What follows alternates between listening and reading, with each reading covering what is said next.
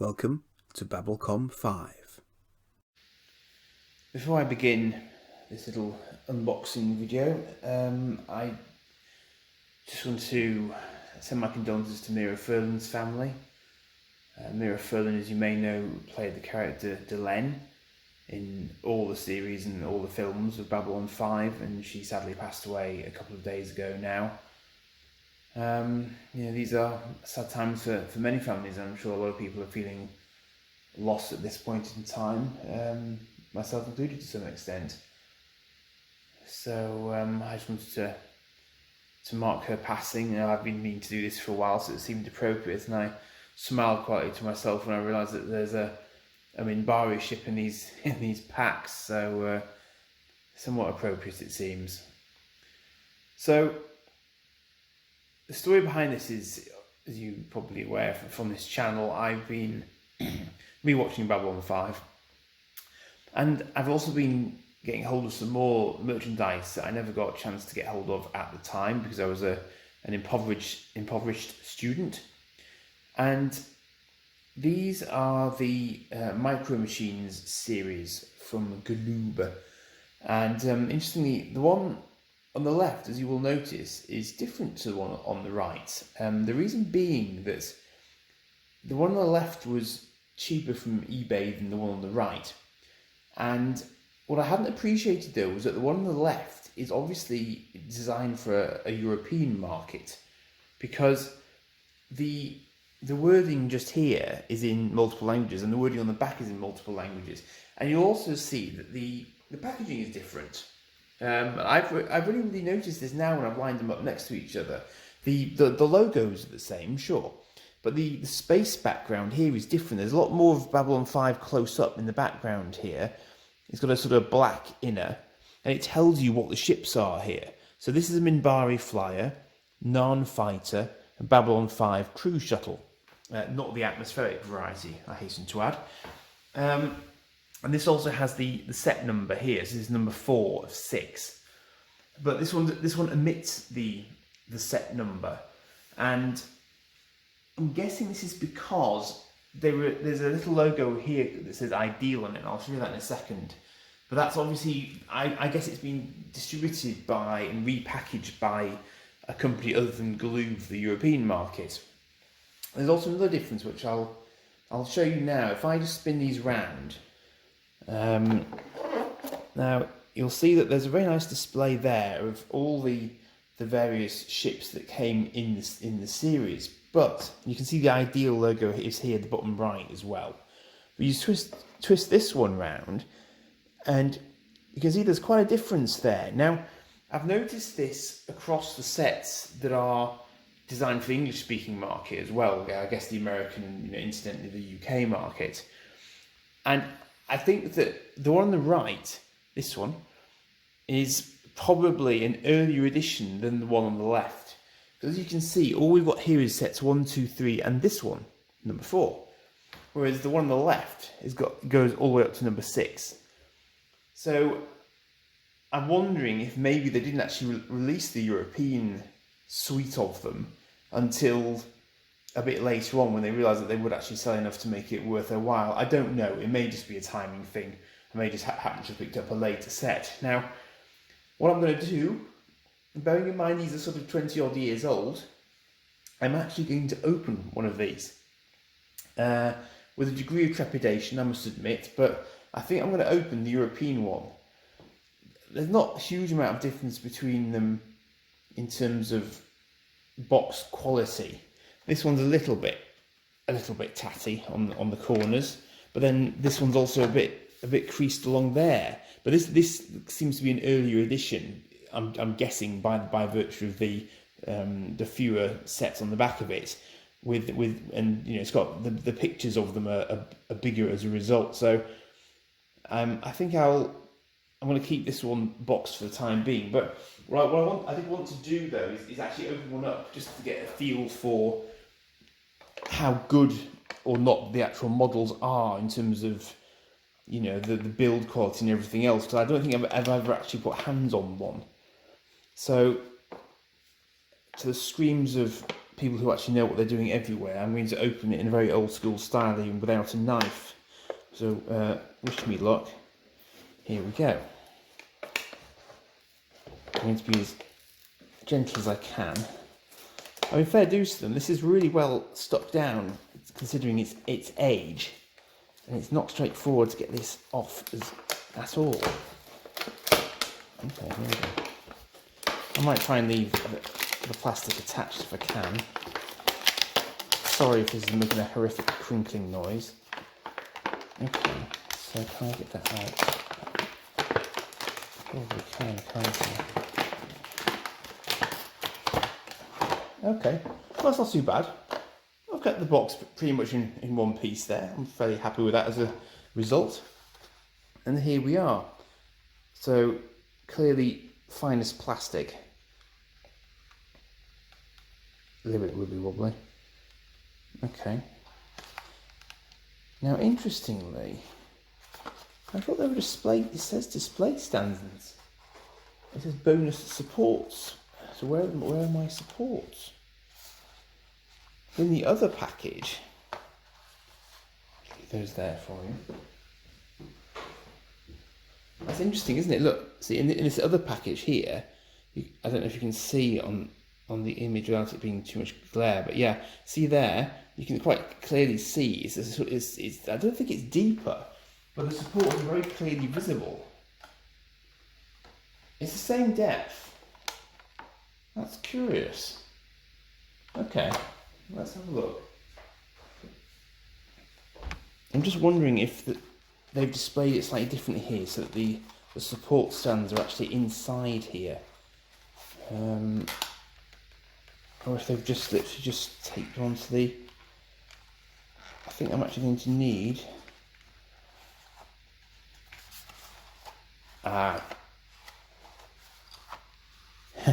Because you can't feel that, I don't know if you can hear it, but there is something inside the box. So I guess the stands are tucked away in here on this version.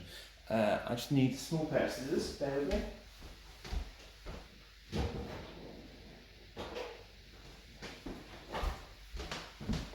I've been a bit rubbish on blue pieces, wouldn't I? Here's one I made earlier and all that. Not so much in this case, it seems. Let's be fairly gentle with this. Don't scream. Okay. Wow. Well, they were certainly built to not be pinched out of the boxes by kids. That's for sure. Okay. Just debating how best to do this. Yeah, they're very well tied on in there. You know what? I think I'm going to let's do something different. Let's have a look at the insides here first, shall we? Yeah, so that's interesting. So that's how they've gone for the stands there. One good thing about that is it does keep them out of sunlight, of course. And fair dues, I mean, they didn't have to give us stands for them, I guess. These I'll probably add to my Eagle Moss collection, because until Eagle Moss do Babylon 5 ships, if they ever do, this is probably about as close as I'm going to come. I mean, you literally cannot buy.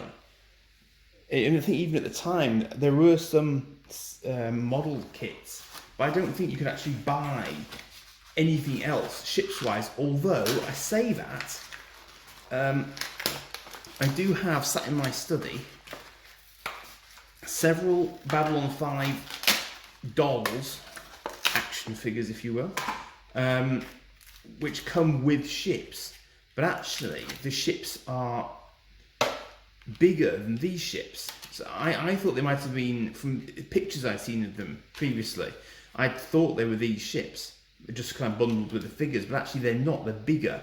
I think they're the same moulds, were I to guess. I'm not an expert in these things. Here we go, so this is easy now. So I'm getting in, as you can see, I'm getting in from underneath. I'm using my mobile to film this. I did use a camera last time when I was doing some unboxing videos, but I just thought I'd give this a crack as it's just a bit quicker, then I can link it straight up to YouTube for your viewing pleasure.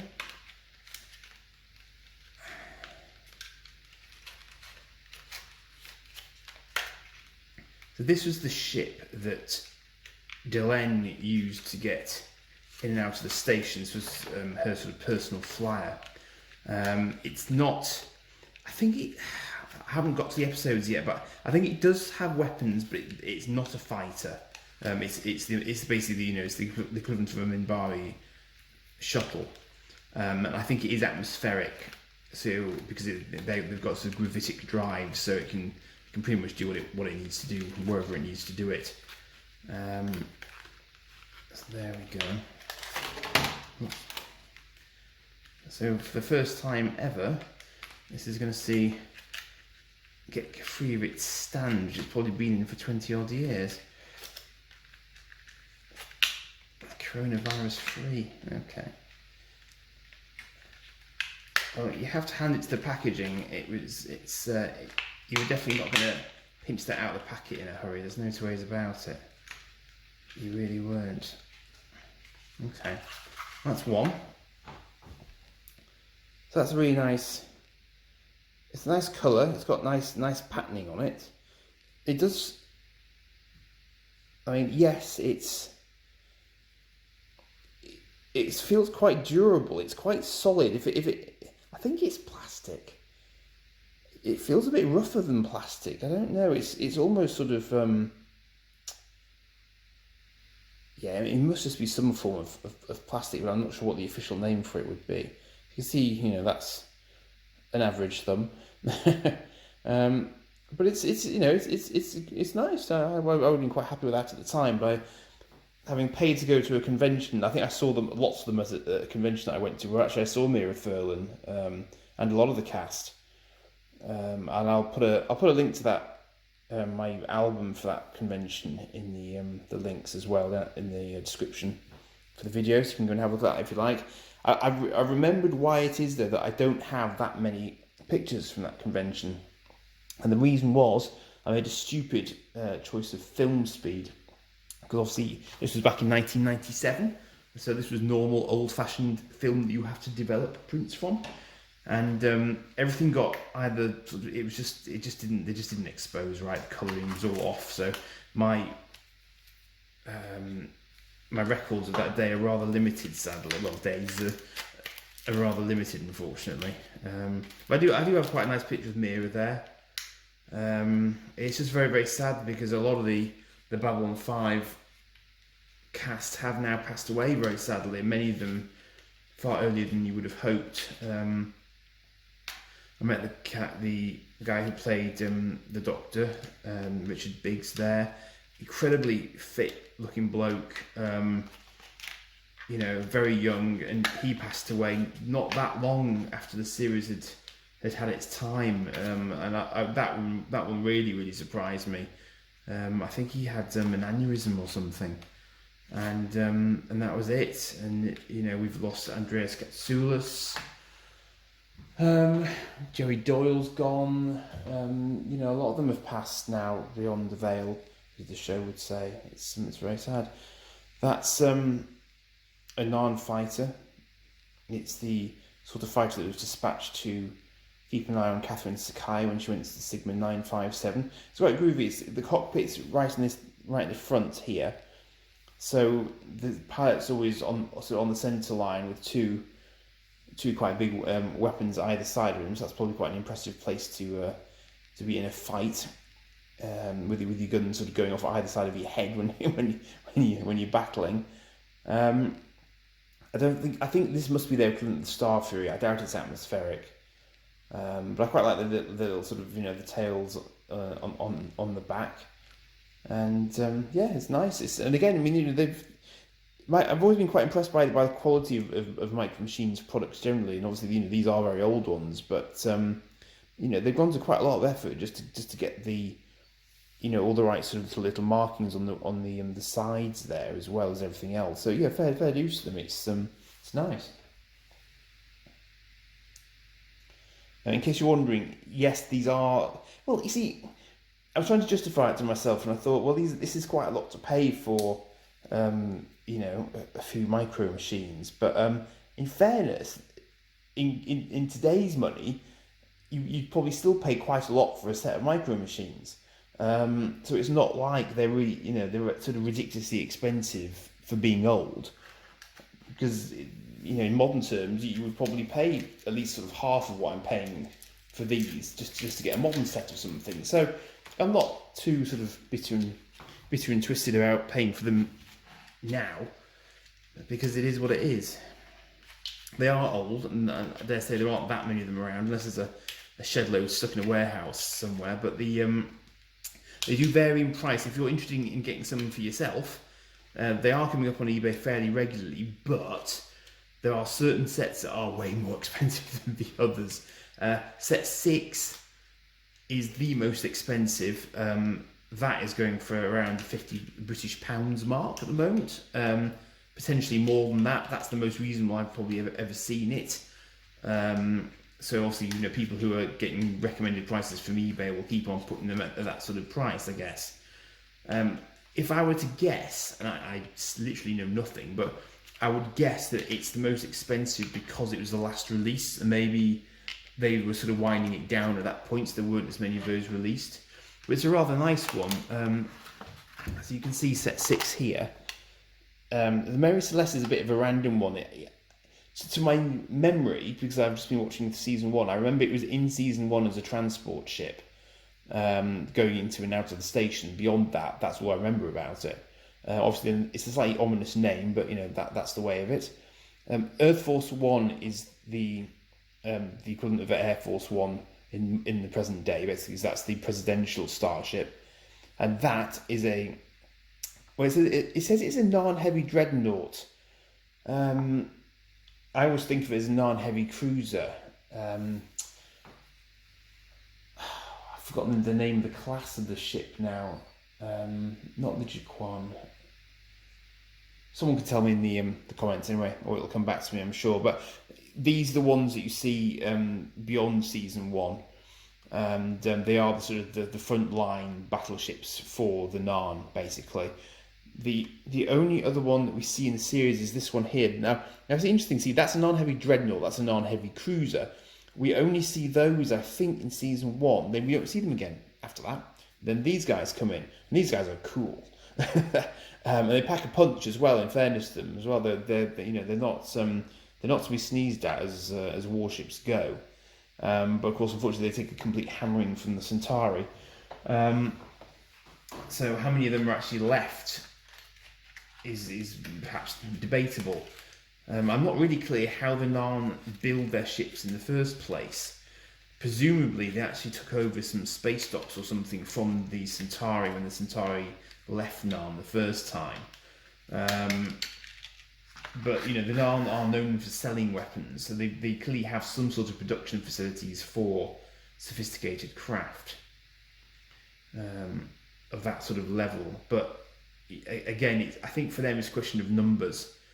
I don't think they've got the same numbers that the Centauri have, and I don't think they've got quite the variety that the Centauri have. And obviously the Centauri had help. So there we go. So that's all 3 of them. Now, so they're not huge. Let me just clear the gubbins out of the way.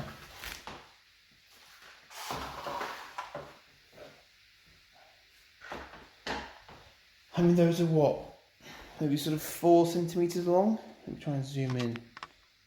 I'm using a slightly odd setup for this, which isn't going to help me do it. That's it. So yeah, so that's all 3 of them. I would have been quite happy getting those back in the day. You can't knock it. I mean, they're not just sort of, you might classify them as cheap tat if you wish, but actually they're very, very show accurate. You've got sort of the blue stripe on the crew shuttle, which is spot on. It's even got actually there's 07 on the front of it, so you can put a number on it. But it is, and there's little black and yellow stripes along the front there. I mean, they've really paid attention to it. But that's kind of what I expect from Micro Machines, in fairness to them, because they've always been very careful with things like this, I guess.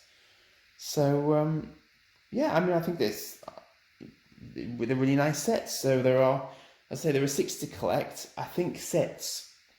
I'm trying to think now. Set 3 is quite expensive and hard to find. Set 6 is expensive and hard to find. This set 4 relatively easy to find, which is why I got 2 of them so I could do this exercise. Cause I'm going to try and leave the other one boxed, I think. But that one was, those can go quite cheap. They can just be some maybe £10 each. So you could easily get a few if you just wanted to have a look yourself, like I've done here. And that was that really. So I just thought I'd try and, spread the range of the channel a little bit, of the playlist anyway. So the Babblecom 5 playlist is my list where I'm sort of gradually working my way back through all the seasons of Babylon 5. I'm hoping to throw the movies in as I go at appropriate points as well, just as a sort of a synopsis of them, and then my sort of thoughts on them at the end following the synopsis. I do mix my thoughts in to the synopsis phase as well, just to try and make it slightly less dull than just going straight through them again.